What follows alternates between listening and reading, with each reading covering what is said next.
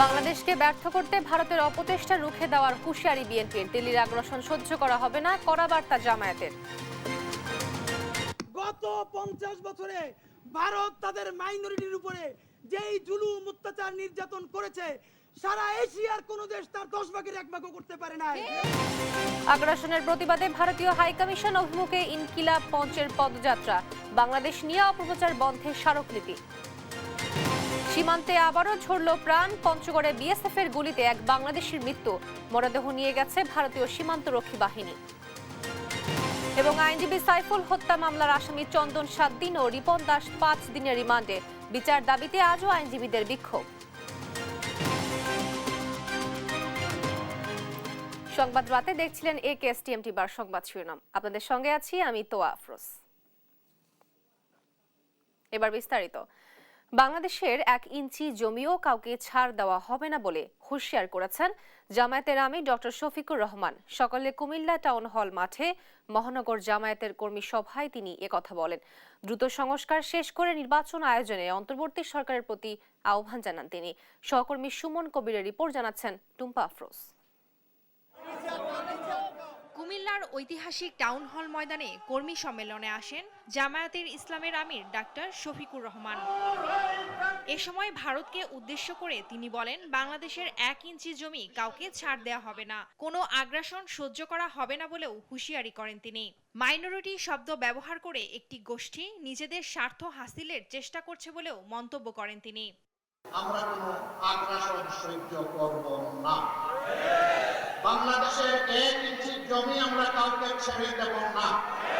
আমাদের জীবন দিব, তবু বাংলাদেশের 1/2 ইঞ্চি জমি আমরা ছেড়ে দেব। এটি আমাদের কমিটমেন্ট। সম্মেলনে তিনি অন্তর্বর্তী সরকারকে সংস্কার কাজের গতি বাড়ানোর আহ্বান জানান। জনগণ অতীত বর্তমান ভবিষ্যৎ বিবেচনা করে ভোট দেবে জানিয়ে অতি দ্রুত নির্বাচনের আয়োজনের আহ্বান জানান জামাত আমির। সরকারকে অনুরোধ করব সংস্কারে গতি বাড়ানো। সংস্কারে গতি বাড়িয়ে মৌলিক সংস্কারগুলো করে একটা সুষ্ঠু নির্বাচন জাতিকে উপহার দেবে। জনগণ বিচার করবে অতীত কার কেমন ছিল, বর্তমান কার কেমন, আর ভবিষ্যৎ কার কেমন হতে পারে। অতীত, বর্তমান এবং ভবিষ্যৎ বিবেচনায় জনগণ সিদ্ধান্ত নেবে। আমরা সেই সিদ্ধান্তের অপেক্ষায়। তাহলে সিদ্ধান্তটা আসবে কিভাবে? অবশ্যই নির্বাচনের মধ্য দিয়ে। সেই নির্বাচন হতে হবে সুষ্ঠু, অবাধ এবং গ্রহণযোগ্য। নিউজ ডেস্ক, দেশ টিভি। নির্বাচন ব্যবস্থাকে সংস্কার না করে নির্বাচন দিলে দিনের নির্বাচন রাতে হবে। তাই দ্রুত সংস্কার শেষে নির্বাচনের দাবি জানিয়েছেন জামায়াতে ইসলামীর নায়েবে আমির অধ্যাপক মুজিবুর রহমান। শুক্রবার রাজধানীর শাহজাহানপুরে ঢাকা মহানগর দক্ষিণ জামায়াতের উদ্যোগে আয়োজিত কর্মী সম্মেলনে একথা বলেন তিনি। এ সময় তিনি বলেন, ছাত্র জনতার অভ্যুত্থানে দ্বিতীয় স্বাধীনতা অর্জিত হলেও তার দোষরা বিভিন্ন গুরুত্বপূর্ণ জায়গা থেকে স্বাধীনতাকে নস্যাৎ করতে চায়। দোষীদের বিচারের আওতায় না আনলে এ ধরনের ষড়যন্ত্র চলতে থাকবে। এ সময় প্রধান উপদেষ্টা জাতীয় ঐক্যের ডাকে সাড়া দেওয়া সব রাজনৈতিক দলকে দ্বিতীয় স্বাধীনতা রক্ষায় এগিয়ে আসার আহ্বান জানান তিনি। দূষিত লোকদেরকে প্রত্যেকটাকে বিদায় করতে হবে বাংলাদেশের প্রশাসন থেকে। যতদিন পর্যন্ত এই প্রশাসনের দূষিত লোকদেরকে বিদায় করা না যাবে, এই ধরনের ষড়যন্ত্র চলতেই থাকবে। সংস্কার তারপরে নির্বাচন, এটা না বিফোর সংস্কার নির্বাচন করে কোনো লাভ হবে না। এই জন্য আগে সংস্কার পরে নির্বাচন, এভাবেই হতে হবে। যত দ্রুত সম্ভব সংস্কারের কাজ সম্পন্ন করে নির্বাচনকে দিতে হবে। জনগণ ঐক্যবদ্ধ থাকলে যে দেশেই ষড়যন্ত্র করুক সফল হবে না, এমন মন্তব্য করেছেন বিএনপির স্থায়ী কমিটির সদস্য ডক্টর খন্দকার মোশাররফ হোসেন। বলেন, দেশ কিভাবে চলবে তা জনগণই ঠিক করবে। আর ভারত সাম্প্রদায়িকতার ধোঁয়া তুলে আধিপত্য কায়েমে বাংলাদেশের বিরুদ্ধে উঠে পড়ে লেগেছে বলে অভিযোগ করেন দলটির সিনিয়র যুগ্ম মহাসচিব রুহুল কবির রিজভী। আরো জানাচ্ছেন সাইফুল রিপো। আধিপত্য বিস্তারের অপচেষ্টার প্রতিবাদে ভারতীয় পণ্য বর্জনের আহ্বান নিয়ে গুলশানে আয়োজিত এক অনুষ্ঠানে প্রধান অতিথির বক্তব্য রাখেন বিএনপির সিনিয়র যুগ্ম মহাসচিব রুহুল কবির রিজভী। এ সময় তিনি বলেন, বিদ্বেষপূর্ণ ও হিংসাত্মক মনোভাবের কারণেই বাংলাদেশ সহ কোনো পার্শ্ববর্তী দেশ এখন ভারতের সাথে নেই। সাম্প্রদায়িকতার ধোঁয়া তুলে ভারতকে যেমন বিভাজন করছেন, ভারতের স্বাধীনতার পর থেকে গণতন্ত্রের যে একটি ঐতিহ্য ছিল সেটাকে যেমন ভুলুণ্ঠিত করছেন, আর সেই সাম্প্রদায়িকতার ধোঁয়া তুলে কট্টর হিন্দুবাদীদের উস্কে দিয়ে আপনারা চাচ্ছেন উপমহাদেশে আপনাদের আধিপত্য কায়েম, আপনাদের এই বিদ্বেষপূর্ণ মনোভাব, আপনাদের এই হিংসাত্মক মনোভাব, আপনাদের এই ধরনের অপরকে ঘৃণা করার মনোভাবের কারণে আজকে নেপাল আপনাদের সাথে নেই, আজকে ভুটান আপনাদের সাথে নেই, আজকে শ্রীলঙ্কা আপনাদের সাথে নেই, আজকে বাংলাদেশ আপনাদের সাথে নেই, পাকিস্তান তো নেই। এদিকে 6 ডিসেম্বর স্বৈরাচার পতন ও গণতন্ত্র দিবস উপলক্ষে জাতীয় প্রেস ক্লাবে আয়োজিত আলোচনা সভায় অংশ নিয়ে বিএনপি নেতারা বলেন, জাতীয় ঐক্যের মধ্য দিয়ে দেশবিরোধী সব ষড়যন্ত্র মোকাবেলা করতে হবে। চূড়ান্ত বিজয় অর্জন না হওয়া পর্যন্ত আমরা রাজপথে থাকব। অত্যাবশ্যকীয় সংস্কারগুলিকে সম্পন্ন করে যত দ্রুত সম্ভব একটি অবাধ নির্বাচনের ব্যবস্থা করতে হবে। এই জাতীয় ঐক্যটা এসেছে, সকলকে ঐক্যবদ্ধভাবে এই ষড়যন্ত্র মোকাবেলা করতে হবে। স্বৈরাচার শেখ হাসিনা দেশ ছেড়ে পালিয়ে গিয়ে অন্য দেশে অবৈধভাবে অবস্থান নিয়ে বাংলাদেশের বিরুদ্ধে ষড়যন্ত্র করছে অভিযোগ করে বিএনপির স্থায়ী কমিটির সদস্য ডক্টর খন্দকার মোশাররফ হোসেন বলেন, দেশের জন্য কখন কি করতে হবে তা জানে জনগণ।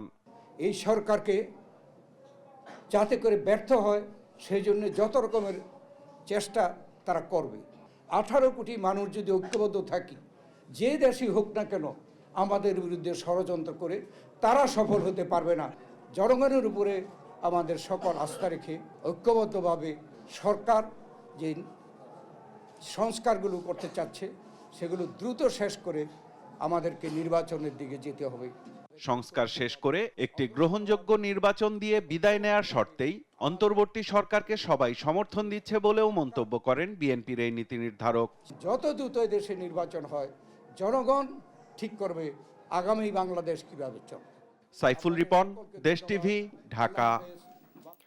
ভারতে বাংলাদেশের সহকারী হাই কমিশনে হামলা, আজমির শরীফ দখলের পায়তারা এবং ভারতের সংখ্যালঘুদের ওপর নির্যাতনের প্রতিবাদে ভারত দূতাবাস অভিমুখে পদযাত্রা করেছে ইনকিলাব মঞ্চ।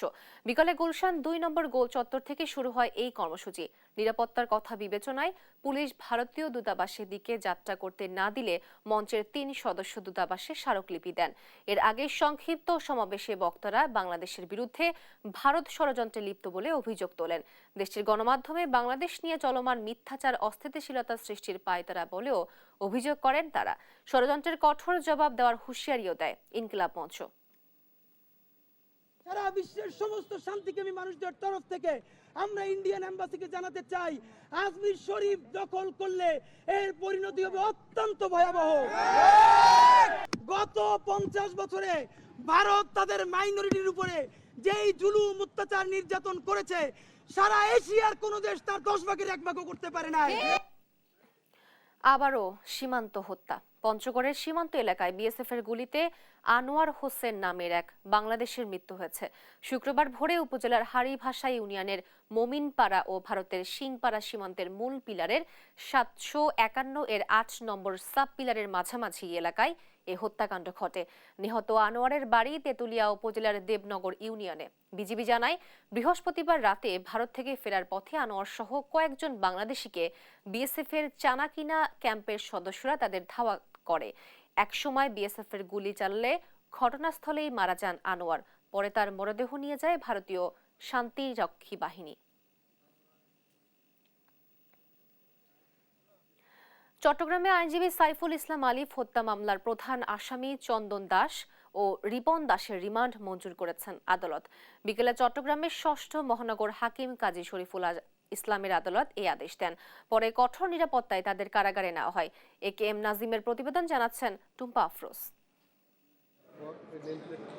চট্টগ্রামে আইনজীবী হত্যা মামলার প্রধান আসামি চন্দন ও অপর আসামি রিপনকে আদালতে হাজির করে 10 দিনের রিমান্ড আবেদন করে পুলিশ। শুনানি শেষে চন্দন দাসের 7 দিন এবং রিপন দাসের 5 দিনের রিমান্ড মঞ্জুর করেন আদালত।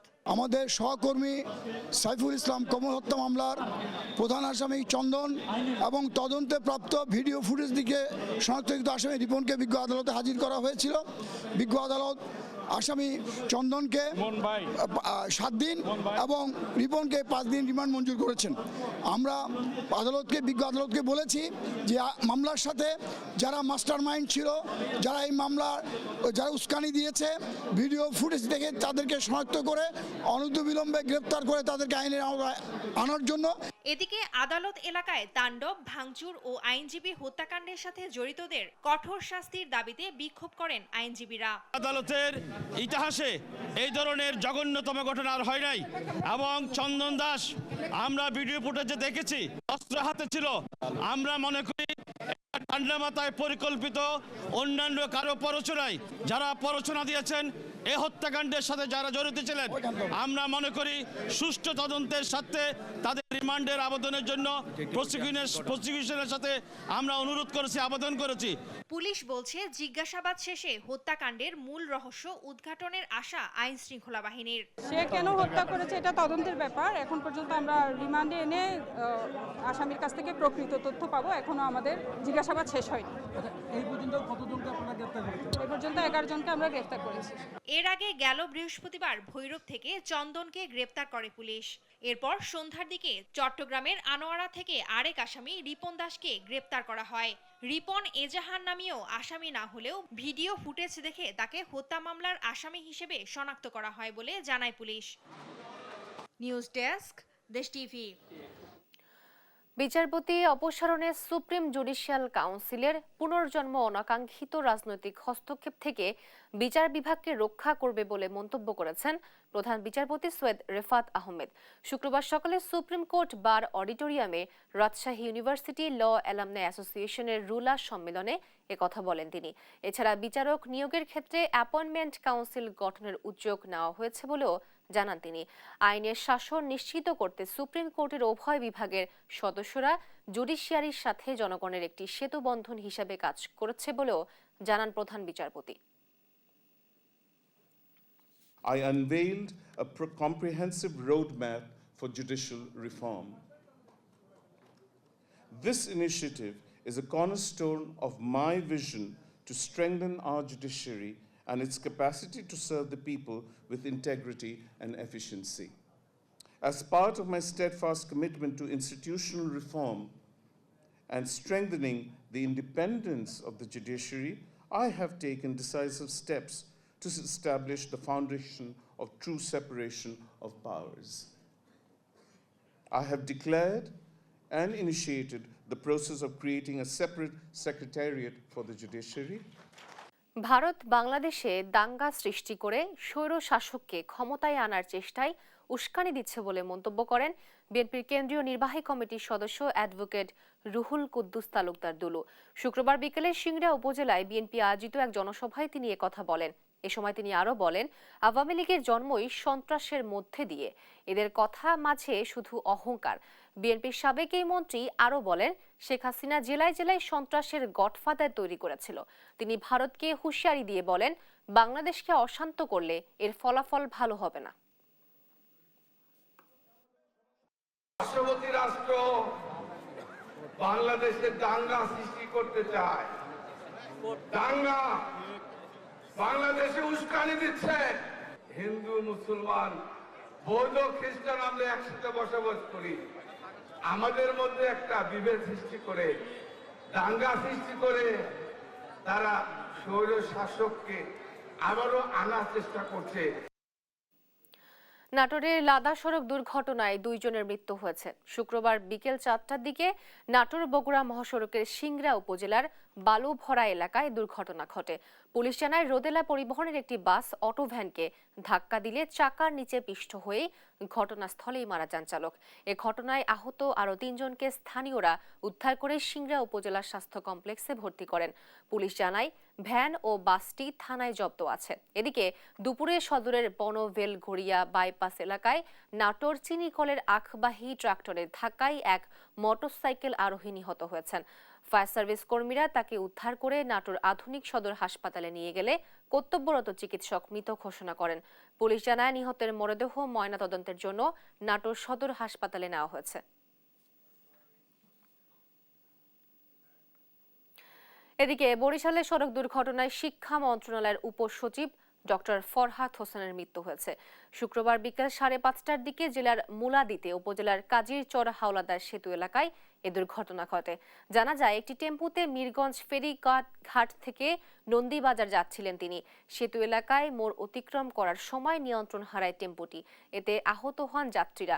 স্থানীয়রা আহতদের উদ্ধার করে মুলাদি উপজেলা স্বাস্থ্য কমপ্লেক্সে পাঠান। পথেই উপসচিবের মৃত্যু হয়েছে বলে জানান কর্তব্যরত চিকিৎসক। শিক্ষা মন্ত্রণালয়ের উপসচিব ডক্টর মোহাম্মদ ফরহাদ হোসেন একটা ওয়াজ মাহফিলের প্রধান অতিথি হিসেবে যোগদান করার উদ্দেশ্যে মাহেন্দ্র দিয়ে উনি যাচ্ছিলেন। পথের মধ্যে ওই হার্ট ব্রেক করে মাহেন্দ্র রাস্তার পাশে পড়ে যায়, মাথায় আঘাতপ্রাপ্ত হয়ে উনি আহত হয়। তাৎক্ষণিকভাবে আপনার হাসপাতালে নিয়ে যাওয়ার পথে উনি মৃত্যুবরণ করেন।